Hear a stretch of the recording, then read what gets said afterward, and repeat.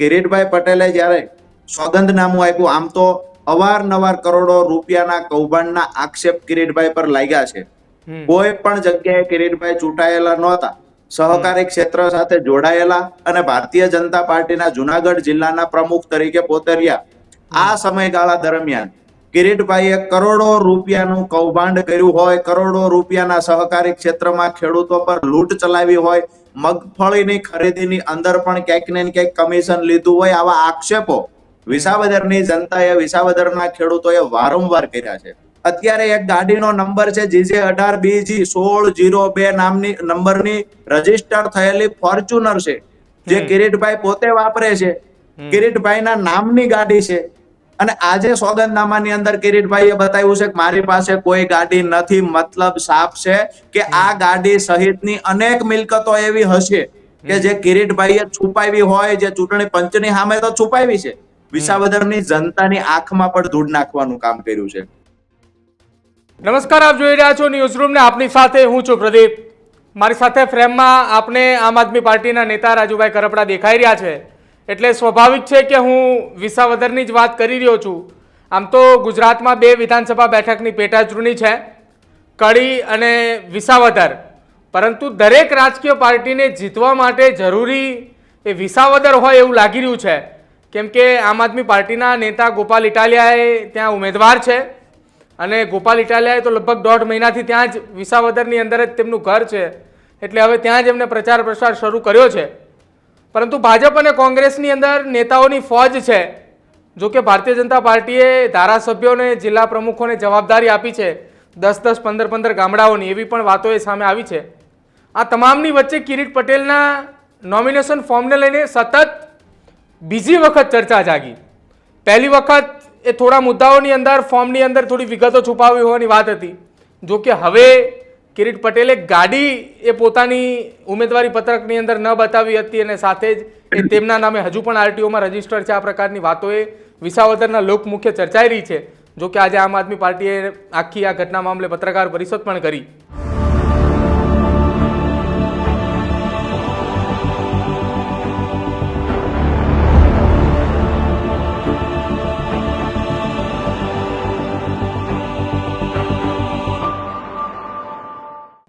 રાજુભાઈ કરપડા આપણી સાથે છે, સીધી જ વાત તેમની સાથે કરીએ.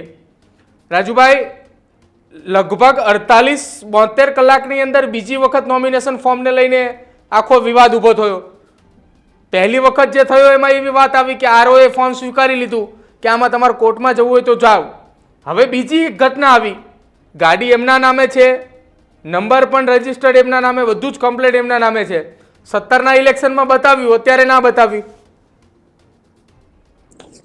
પ્રદીપભાઈ, મહત્વની વાત એ છે, આજે ન્યૂઝ રૂમના માધ્યમથી વિસાવદરની જનતા, જુનાગઢની અને ગુજરાતની જનતાને ભારતીય જનતા પાર્ટીના ઉમેદવાર અને ભારતીય જનતા પાર્ટીના જુનાગઢ જિલ્લાના પૂર્વ પ્રમુખે જે કાંડ કર્યા છે, ક્યાંક ને ક્યાંક જે તંત્રની આંખમાં ધૂળ આંજવાનું કામ તો કર્યું, સાથે સાથે વિસાવદરના મતદારો જેના મત થકી ચૂંટણી લડવા માટે આવ્યા છે, જેના મત થકી જીતવાની વાત છે, તો એ મતદારો સાથે હજુ તો મેદાનમાં આવતાની સાથે મતદારોને આંખમાં ધૂળ આંજવાનું કોઈએ કામ કર્યું હોય તો વિસાવદર વિધાનસભાના ઉમેદવાર કિરીટભાઈ પટેલે કર્યું છે. મહત્વની વાત એ છે કે કિરીટભાઈ પટેલે જ્યારે સોગંદનામું આપ્યું, આમ તો અવારનવાર કરોડો રૂપિયાના કૌભાંડના આક્ષેપ કિરીટભાઈ પર લાગ્યા છે. કોઈ પણ જગ્યાએ કિરીટભાઈ ચૂંટાયેલા નહોતા. સહકારી ક્ષેત્ર સાથે જોડાયેલા અને ભારતીય જનતા પાર્ટીના જુનાગઢ જિલ્લાના પ્રમુખ તરીકે પોતે રહ્યા. આ સમયગાળા દરમિયાન કિરીટભાઈએ કરોડો રૂપિયાનું કૌભાંડ કર્યું હોય, કરોડો રૂપિયાના સહકારી ક્ષેત્રમાં ખેડૂતો પર લૂંટ ચલાવી હોય, મગફળીની ખરીદીની અંદર પણ ક્યાંક ને ક્યાંક કમિશન લીધું હોય, આવા આક્ષેપો વિસાવદરની જનતાએ, વિસાવદરના ખેડૂતોએ વારંવાર કર્યા છે. એટલે કે કૌભાંડી વ્યક્તિ, ભ્રષ્ટાચારી વ્યક્તિ અને દબંગાઈ, ગુંડાગીરી કરતા વ્યક્તિ હોવાના એક સાપ કિરીટભાઈ પટેલ આ વિસ્તારમાં ધરાવે છે. વાત એ છે કે લોકમુખે આ તમામ ચર્ચાઓ થાય છે, એની વચ્ચે જ્યારે ઉમેદવાર તરીકે કિરીટભાઈનું નામ ભારતીય જનતા પાર્ટીએ જાહેર કર્યું, કિરીટભાઈએ ફોર્મ ભર્યું, એમાં સોગંદનામું કરવાનું હોય છે. સોગંદનામાની અંદર ટોટલી વિગતો પોતાની મિલકત જેટલી પણ છે, પછી સ્થાવર મિલકત હોય, સંગમ મિલકત હોય કે રોકડ રકમ હોય કે બેંકમાં એફડી હોય, આ તમામ બાબતો જાહેર કરવાની હોય છે. અને જો એમાં કોઈ ભૂલ કરે ત્યાં તો ખોટું સોગંદનામું કરવું આમ પણ ફોજદારી ગુનો બને છે, પણ ખોટું સોગંદનામું કરવાથી એનું ફોર્મ પણ રદ થઈ શકે અને જીતેલો વ્યક્તિ હારી શકે કોર્ટમાં જવાથી.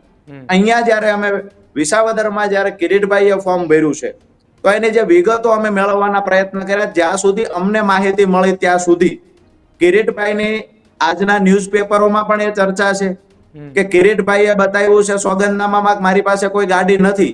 2017માં એને લગભગ 3 જેટલી ગાડીઓ બતાવી હતી. અત્યારે એક ગાડીનો નંબર છે JJ18BG1602 નામની નંબરની રજીસ્ટર થયેલી ફોર્ચ્યુનર છે, જે કિરીટભાઈ પોતે વાપરે છે, કિરીટભાઈના નામની ગાડી છે. અને આજે સોગંદનામાની અંદર કિરીટભાઈએ બતાવ્યું છે કે મારી પાસે કોઈ ગાડી નથી. મતલબ સાફ છે કે આ ગાડી સહિતની અનેક મિલકતો એવી હશે કે જે કિરીટભાઈએ છુપાવી હોય, જે ચૂંટણી પંચની સામે તો છુપાવી છે, વિસાવદરની જનતાની આંખમાં પણ ધૂળ નાખવાનું કામ કર્યું છે. વાત હતી ખેડૂતોની આવક બમણી કરવાની. આજે ન્યૂઝ રૂમના માધ્યમથી કહીશ કે ખેડૂતોની આવક બમણી કરવાની ભારતીય જનતા પાર્ટી વારંવાર વાતો કરતી હતી. આજે ભારતીય જનતા પાર્ટીના જુનાગઢના પૂર્વ પ્રમુખ અને વિસાવદરના ઉમેદવાર કિરીટભાઈ પટેલની આવક અધધ વધારો થયો છે. કરોડો રૂપિયાની આજે એની પાસે 20 કરોડ કરતા વધારે પતિ પત્નીના જે મિલકત છે એ ઓન પેપર બતાવી છે. જે વ્યક્તિ પાસે આજથી 10 વર્ષ પહેલા માત્ર મોટરસાયકલ સિવાય કાંઈ નહોતું, આ તમામ લોકો જાણે છે. સહકારી ક્ષેત્રમાં એન્ટ્રી કરી, ત્યાર પછી અહીંયા પ્રમુખ તરીકે, સંગઠનના પ્રમુખ તરીકે બિરાજમાન થયા અને ત્યાર પછી કરોડો રૂપિયા ક્યાંથી આવ્યા, આ સવાલ વિસાવદરની જનતા પૂછવા માંગે છે. મહત્વની વાત એ છે કે 22-23 ની અંદર 2022-23માં જયારે એમને આવક બતાવી છે, રિટર્ન ફાઇલ કર્યું ત્યારે એને આવક બતાવી છે 34,74,460 રૂપિયાની આવક બતાવી છે. બહુ સમજવા જેવી વાત છે. પછી બીજા વર્ષે એટલે કે 2023-24 નું રિટર્ન ભર્યું ત્યારે એને પોતાની આવક બતાવી છે 1,42,06,780 રૂપિયા. આ એક વર્ષમાં 4 ગણી આવક કેવી રીતે થઈ જાય, આ પ્રશ્ન વિસાવદરના ખેડૂતો પૂછે છે. ભારતીય જનતા પાર્ટી તો એવું કહેતી કે અમે ખેડૂતોની આવક બમણી કરશું. ખેડૂતોના દેવા ડબલ થયા, બમણા થયા, અને ભાજપના જિલ્લા પ્રમુખની આવક 4 ગણી થઈ. આ આવક કેવી રીતે થઈ, આ વિસાવદરની જનતા પૂછવા માંગે છે. સાથે જ એક મહત્વની વાત છે કે જયારે ફોર્મ ભર્યું ત્યારે એમાં તો ઘણી બધી ભૂલો કરી. જે લખવાની વાત હતી એમાંથી આખા પેરેગ્રાફ ઉડાડી દીધેલાના આક્ષેપ છે, હરીફ ઉમેદવાર દ્વારા કરવામાં આવ્યા. પણ અહીંયા સોગંદનામું ખોટું રજૂ કરી ચૂંટણી પંચની આંખમાં ધૂળ નાખવાનું કામ પણ વિસાવદરના ભારતીય જનતા પાર્ટીના ઉમેદવારે કર્યું છે. બીજી એક મહત્વની વાત, પોતાની કાર સહિતની મિલકતો તો છુપાવી કિરીટભાઈએ, પણ અહીંયા એક એફિડેવિટમાં બતાવવામાં આવ્યું પોતાના ધર્મપત્ની જેમની સાથે કિરીટભાઈ રહે છે, આ ધર્મપત્નીને કિરીટભાઈએ 33 લાખ રૂપિયાની લોન આપી છે. બોલો, બહુ સમજવા જેવી વાત છે. ઘરના વ્યક્તિને લોન આપવાની મને હજુ સુધી નથી સમજાતું કે પોતાની પત્નીને કોઈ પતિ કેવી રીતે લોન આપી શકતા હશે. એટલે કે જે 2 નંબરના પૈસાઓ આવ્યા છે, જે કૌભાંડના કરોડો રૂપિયા ભેગા થયા છે, એને ક્યાંક ને ક્યાંક ગોઠવવાના, ક્યાં બતાવવા, એના પ્રયત્ન કિરીટભાઈ દ્વારા થતા હોય આવું સ્પષ્ટ દેખાય છે. જી રાજુભાઈ, કોંગ્રેસ અત્યારે ત્યાં ફ્રન્ટ ફ્રૂટ પર આવીને વિસાવદરની અંદર પ્રચાર પ્રસાર કરી રહી છે. થોડા સમય પહેલા 2-4 વિડીયો પણ જોયા હતા. તમારો વિડીયો આવ્યો હતો, જો કે સામે પક્ષે પહેલા કોંગ્રેસે આમ આદમી ઉપર પ્રહાર કર્યા હતા. એ પ્રહારનો વળતો પ્રહાર તમે કર્યો હતો. શું લાગી રહ્યું છે કોંગ્રેસની મહેનતથી આમ આદમી પાર્ટીને નુકસાન પહોંચાડી શકે એવું ખરું કે આમ આદમી પાર્ટીના પ્રચાર પ્રસારની અંદર કોઈ કમી નથી, ખેડૂતો બધા આમ આદમી પાર્ટીની સાથે જ રહેવાના છે?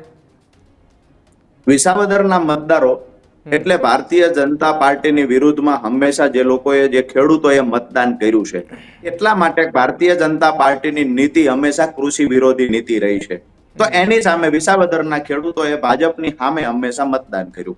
હવે વાત રહી વિસાવદરમાં કોંગ્રેસની, તો વિસાવદરના મતદારો સારી રીતે જાણે છે કે લોકસભા સમયે તો ગઠબંધન હતું, લોકસભાની ચૂંટણી પછી પણ પેટા ચૂંટણી આવી, વાવ સહિતની પેટા ચૂંટણીઓની અંદર આમ આદમી પાર્ટીના નેતાઓએ ભારતીય જનતા પાર્ટીની વિરુદ્ધમાં જ્યારે કોંગ્રેસના ઉમેદવાર લડતા ત્યારે એના પરચા એની સ્લીપો પણ આમ આદમી પાર્ટીના નેતાઓએ વહેંચી છે.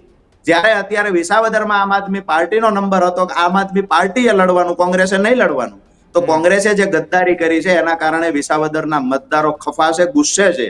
એટલે વિસાવદરના મતદારોએ સ્વયંભૂ નક્કી કર્યું છે કે કોંગ્રેસે જે ગદ્દારી આમ આદમી પાર્ટી સાથે કરી છે, મતલબ સાફ છે, કોંગ્રેસે ગદ્દારી ભારતીય જનતા પાર્ટીની વિરુદ્ધમાં જે લોકો છે એની સાથે ગદ્દારી કરી છે. એટલે અહીંયા હરીફમાં માત્ર ભારતીય જનતા પાર્ટી અને આમ આદમી પાર્ટી વતી ખેડૂતો લડે છે. ખેડૂતોની અને ભારતીય જનતા પાર્ટીની લડાઈ વિસાવદરમાં છે. એક બાજુ ખેડૂતોનું સ્વાભિમાન છે, સ્વમાન છે, તો બીજી બાજુ ભારતીય જનતા પાર્ટીના કૌભાંડથી ભેગા કરેલા ગુંડાગર્દીના આરોપ લાગેલો ઉમેદવાર લડે છે. આ બેની લડાઈમાં જગતના બાપની જીત થશે, આ સંપૂર્ણ ભરોસો છે. આ હરીફાઈમાં ક્યાંય કોંગ્રેસ છે નહીં, અને કોંગ્રેસના ઉમેદવાર અથવા તો કોંગ્રેસની ટીમ જે પણ આક્ષેપો કરે, અમે માનીએ છીએ ભારતીય જનતા પાર્ટીની ઢાલ બનીને, એનો નાનો ભાઈ બનીને આજે કોંગ્રેસ જે કામ કરે છે પણ વિસાવદરની જનતા જડબાતોડ જવાબ આપશે. અચ્છા, તમે એમ કહો છો કે ભારતીય જનતા પાર્ટીના નાના ભાઈ બનીને કામ કરે છે અને પ્રચાર પ્રસાર કરે છે ઢાલ બનીને, તો સામે કોંગ્રેસ એવું કહે છે કે હરિયાણાની અંદર અમને હરાવવા માટે એ આમ આદમી પાર્ટી ત્યાં આવી હતી અને એના કારણે અમને જે પરિણામ ભોગવવું પડ્યું, અને અત્યારે કોંગ્રેસ એવું સૂત્ર લઈને બેઠું છે કે 25માં આપ અને 27માં આપનો બાપ. આ પ્રકારના સૂત્રો કોંગ્રેસના નેતાઓ સભાની અંદર પણ પ્રચાર પ્રસારની અંદર પણ કરતા હોય છે. તો આ આખી ઘટનાની અંદર એવું લાગી રહ્યું છે કે જો અત્યારે પેટા ચૂંટણી હોય જેમાં ગઠબંધન નથી થયું, તો આગામી સમયમાં વિધાનસભાની જ્યારે સામાન્ય ચૂંટણી આવે 182 બેઠક માટેની, તો કેન્દ્ર લેવલે ગઠબંધન થાય તો કદાચ આ બોલેલા જે અત્યારે વેણ છે એ વખતે પાછા પણ લેવા પડે. જ્યારે ઇન્ડિયા ગઠબંધનની સ્થાપના થઈ ત્યારે ભારતીય જનતા પાર્ટીની તાનાશાહીને રોકવા માટે થઈ, આ દેશના બંધારણને બચાવવા માટે થઈ તમામ રાજકીય પાર્ટીઓના નિવેદનો હતા કે આ મુદ્દાઓને લઈ અને આપણે ઇન્ડિયા ગઠબંધન કરીએ છીએ ભારતીય જનતા પાર્ટીની તાનાશાહી રોકવા માટે. એ સમયે આમ આદમી પાર્ટીની જ્યારે વાત આવી તો આમ આદમી પાર્ટીએ ખુલીને સપોર્ટ કર્યો, ઇન્ડિયા ગઠબંધનની વાત સાથે સહમત થયા. તો આમ આદમી પાર્ટીને જેટલી પણ સીટો આપવામાં આવી, આમ આદમી પાર્ટી એના પર લડી. પહેલા કોંગ્રેસ દ્વારા બહાનું બતાવવામાં આવતું કે વિસાવદરની અંદર ઉમેદવાર જાહેર કર્યો, અમને પૂછવામાં ન આવ્યું એટલે ગઠબંધન તોડીએ છીએ. તો જ્યારે અમે જવાબ આપ્યો, તમે વાવમાં ઉમેદવાર ઉભો રાખ્યો, કયા આમ આદમી પાર્ટીના નેતાને પૂછ્યું હતું? અર્જુનભાઈ મોઢવાડિયાની ખાલી પડેલી સીટ પોરબંદર પર ઉમેદવાર રાખ્યો, કોણ આમ આદમી પાર્ટીના નેતાઓને પૂછ્યું હતું? એક પણ જગ્યાએ આમ આદમી પાર્ટીના નેતાને પૂછવામાં નહોતું આવ્યું. તો પણ અમે વાંધો તો લીધો નથી. અમે તો કોંગ્રેસનો પ્રચાર કર્યો છે. અમારા પ્રદેશ પ્રમુખ ઈશુદાનભાઈ સહિત વાવની ચૂંટણીમાં અમારા રમેશભાઈ, ડોક્ટર રમેશભાઈ અમારા ઝોન પ્રમુખ છે, એને સ્લીપો વહેંચી છે ગામડે ગામડે જઈને. તો આ સમયે પણ જ્યારે વાત હતી કમિટમેન્ટની, કમિટમેન્ટ તોડ્યું કોંગ્રેસે. હવે આ બહાના પૂરા થયા એટલે નવું બહાનું લઈ આવ્યા હરિયાણાનું. તો હરિયાણાની અંદર માત્ર 4 સીટ આમ આદમી પાર્ટીએ માંગી હતી. તો ગઠબંધન હતું તો આમ આદમી પાર્ટીને 4 સીટ આપવી જોઈતી હતી. પણ રાહુલ ગાંધીજીના કહેવા પછી પણ જેવી રીતે ગુજરાતમાં અમુક નેતાઓ ભાજપ સાથે મળેલા કોંગ્રેસના, એવી જ રીતે હરિયાણામાં અમુક નેતાઓ કોંગ્રેસના ભાજપ સાથે મળેલા હતા, જેના કારણે ગઠબંધન તૂટ્યું છે. હરિયાણાના લગનના ઘોડાઓ જે હતા, રાહુલજીની ભાષામાં કહું તો એને ગઠબંધન તોડ્યું, અને ગુજરાતની અંદર રહેલા લગનના ઘોડા જે રાહુલ ગાંધી પ્રમાણે કહીએ તો રાહુલ ગાંધીજીએ જે કહ્યું 50%થી વધારે કોંગ્રેસના નેતા ભાજપ સાથે જોડાયેલા છે, આ નેતાઓના પાપે અહીંયા ગઠબંધન તૂટ્યું છે, અને આ નેતાઓ નાનો ભાઈ થઈ અને ભાજપને મદદ કરે છે. અચ્છા, તમે આખી આ ઘટનાની સામે કોંગ્રેસની સામે આક્ષેપ કરી રહ્યા છો. આપના ધ્યાને આવ્યો હોય તો હું આપને જાણ કરું, ગઈકાલથી સોશિયલ મીડિયામાં એક વિડીયો વાયરલ થઈ રહ્યો છે. આમ આદમી પાર્ટીના જિલ્લા પ્રમુખની કોંગ્રેસના નેતાઓ સાથેની એક બેઠકને લઈને વિડીયો ખૂબ સોશિયલ મીડિયામાં વાયરલ થઈ રહ્યો છે. તો કોંગ્રેસની સાથે લડાઈ લડવા માટે નીકળ્યા છો કે કોંગ્રેસની સાથે વિસાવદરમાં પણ સેટિંગ થઈ જાય એ પ્રકારે? કેમ કે સોશિયલ મીડિયામાં રાજુભાઈ આ વિડીયો અત્યારે ખૂબ વાયરલ થઈ રહ્યો છે. વિડીયો મારી ધ્યાને પણ આવ્યો છે. હકીકત આજે ન્યૂઝ રૂમના માધ્યમથી પણ હું કહીશ, કારણ કે રાજનીતિ કરવા આવ્યા છીએ, કાંઈ છુપાવવા નથી આવ્યા કે પછી હકીકત કઈક અલગ હશે ને લોકોને અલગ બતાવવું, આ કામ અમારું નથી. વાસ્તવિકતા એ છે કે એ જે મીટિંગ હતી રાજુભાઈ બોરખતરિયા અને કોંગ્રેસના જે અહીંના લોકલ કાર્યકર્તાઓ હતા, પૂર્વ હોદ્દેદારો જે હતા, એની સાથેની મીટિંગ, રાજુભાઈનો ત્યાંનો પ્રવાસ હતો ને એમાં મળેલા. એમાં ક્યાંક ને ક્યાંક આજે હું ન્યૂઝ રૂમના માધ્યમથી એ વાત સ્વીકારું છું કે કોંગ્રેસના જે નીચેની કેડરના લોકો છે, જે ગામડાઓના કાર્યકર્તાઓ છે, જે ભાજપ સામે ખૂબ ગુસ્સે છે, આ લોકો આજે દિલથી અમારા નેતાઓને મળી રહ્યા છે અને દિલથી કહી રહ્યા છે કે આ બાબતે અમે આમ આદમી પાર્ટીને સપોર્ટ કરશું, ગોપાલ ઇટાલિયાને જીતાડવાની મહેનત કરશું. કોંગ્રેસમાં મત આપી અને અમે અમારો મત બગાડી ભારતીય જનતા પાર્ટીનો ઉમેદવાર જીતે આવું કામ તો અમે નહીં કરીએ. આ નીચેની કેડર સ્વેચ્છાએ સ્વીકારે છે અને ક્યાંક ને ક્યાંક એવું બન્યું હોય કે અમારા નેતાઓને મળ્યા હોય. તો નીચેની કેડર ને આમ આદમી પાર્ટીમાં જોડાવા માટે ક્યારે આમંત્રણ આપવામાં આવશે? આમ આદમી પાર્ટીમાં જોડાવા માટે આમ તો કોઈ પણ વ્યક્તિ કોઈ પાર્ટી સાથે જોડાયેલો હોય તો એ એની પાર્ટી છોડીને આમ આદમી પાર્ટીમાં આવતા રહેશે તો એ બાબતે આમંત્રણ આપી આ વિષય નથી. વિષય છે તમે જયારે મતદાન કરવા જાઓ છો ત્યારે કયા ઉમેદવારને પસંદ કરો છો. વર્ષોથી ક્યારે કોઈ પાર્ટી સાથે કોઈ વ્યક્તિ જોડાયેલો હોય તેને પાર્ટી છોડીને અમારી સાથે જોડાઈ જાવ એવી વાત નથી, પણ ભારતીય જનતા પાર્ટીનો જે ગુસ્સો છે એને કે ભારતીય જનતા પાર્ટીનો જેના પર ભ્રષ્ટાચારના આરોપ લાગ્યા, કરોડો રૂપિયાની બેનામી મિલકત જેને ભેગી કરી, એ ઉમેદવાર તો ન જીતવો જોઈએ. તો એની સામે મજબૂત ઉમેદવાર કોંગ્રેસ પાસે નથી, કોંગ્રેસ પાસે અહીંયા સંગઠન નથી, કોંગ્રેસ ક્યાંય હરીફાઈમાં નથી, તો કોંગ્રેસનો મતદાર તો શું વિચારશે?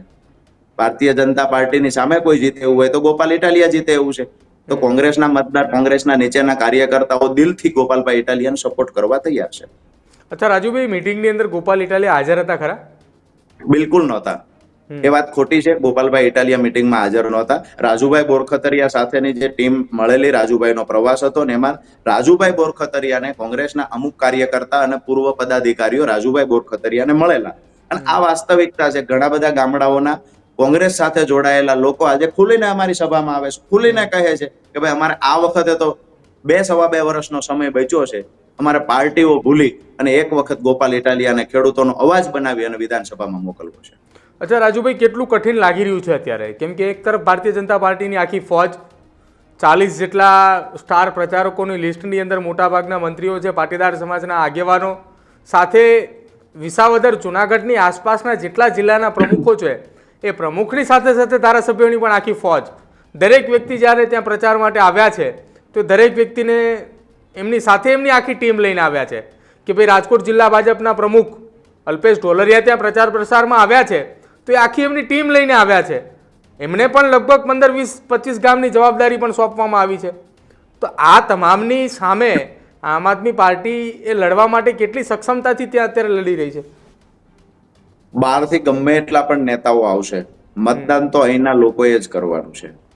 ભારતીય જનતા પાર્ટીની લડાઈ આટલી બધી મજબૂતાઈથી શું કામ લડે છે? શા માટે આટલા બધા સ્ટાર પ્રચારકો વિસાવદરમાં આવે? શા માટે માત્ર વિસાવદરની ચર્ચા થાય છે?